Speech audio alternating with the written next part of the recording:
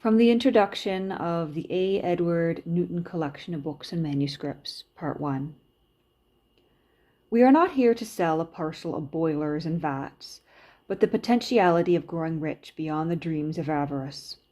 Johnson's phrase, like most of his phrases, has become coin of the realm. It rings down gleaming again on the present occasion. We are not here to sell a collection of books, but the potentiality of growing rich beyond the dreams of avarice. That depends, of course, on the particular kind of avarice, which is your besting virtue.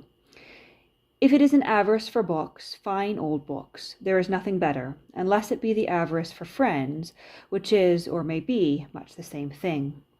So it was, at any rate, in the creators of this library, Mr. and Mrs. A. Edward Newton, for it sprang and grew from the union of these two personalities. Not long before she died, Mrs. Newton spoke of it as one of her children. Mr. Newton wrote of this book-collecting game, and no one ever enjoyed its rigors more than he. I am incurably acquisitive, he once said, but 'twas a mere particle of the fact. He discovered for thousands of others the innocent avocation of collecting books, but for him it was of the very essence of living, and business was his avocation.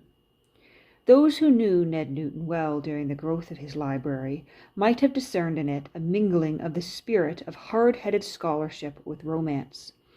Of more than one bibliographer I have heard him say, "That man knows everything," and he said it with awed admiration.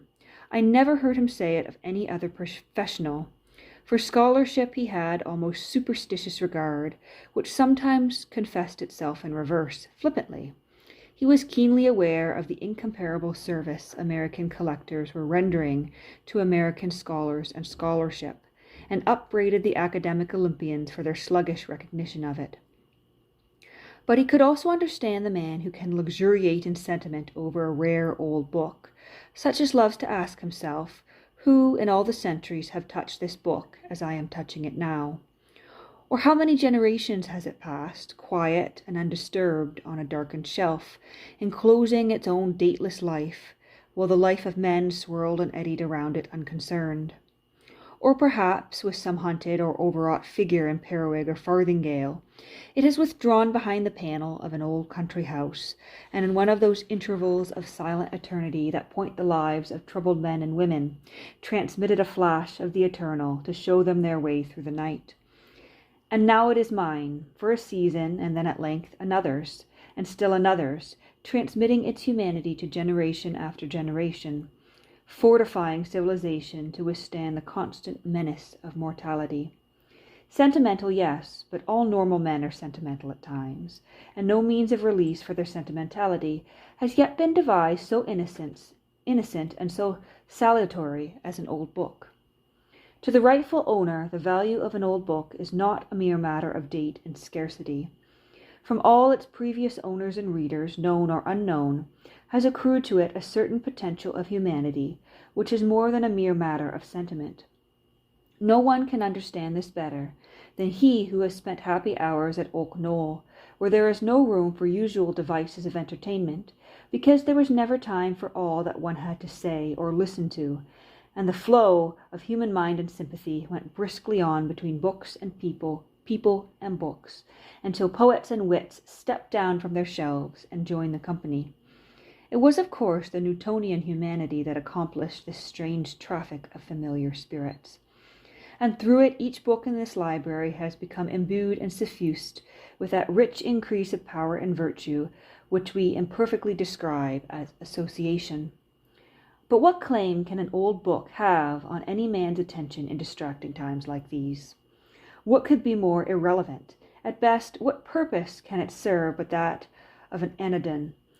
But let us remind ourselves that in times of desperate crisis, civilization begins to die at the top, and the interest in all that embodies itself in books, good or rare or both, is at the top, and that it must be kept alive till better days. As for this superb catalogue of a proud library, we shall do better to let our common friend Dr. Johnson resume the floor.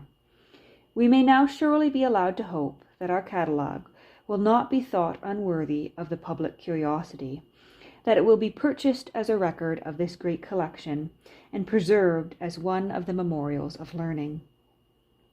Nor is the use of catalogues of less importance to those whom curiosity has engaged in the study of literary history, and who think the intellectual revolutions of the world more worthy of their attention than the ravages of tyrants, the desolation of kingdoms, the rout of armies, and the fall of empires. Those who are pleased with observing the first birth of new opinions, their struggles against opposition, their silent progress under persecution, their general reception, and their gradual decline or sudden extinction. Those that amuse themselves with remarking the different periods of human knowledge, and observe how darkness and light succeed each other. By what accident the gloomy nights of ignorance have given way in the dawn of science, and how learning has languished and decayed for want of patronage and regard, or been overborne by the prevalence of fashionable ignorance, or lost amid the tumults of invasion and the storms of violence. All those who desire any knowledge of the literary transactions of past ages may find, in catalogues like this at least, such an account as is given by annalists and the chronologers of history.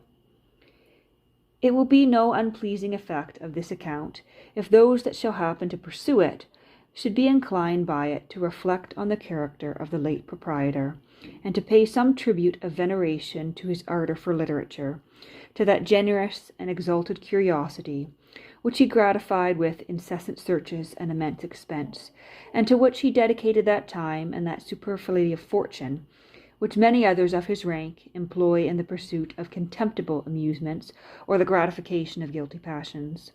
And surely every man who considers learning as ornamental and advantageous to the community must allow them the honour of public benefactors, who have introduced amongst us authors not hitherto well known, and added to the literary treasures of their native country. And that is the end of a quote there. Account of the Harleian Library, 1742. Charles Grosvenor Osgood, Professor of English Literature, Emeritus, Princeton University. And that is the introduction to the A. Edward Newton collection of books and manuscripts, sold at auction in 1941.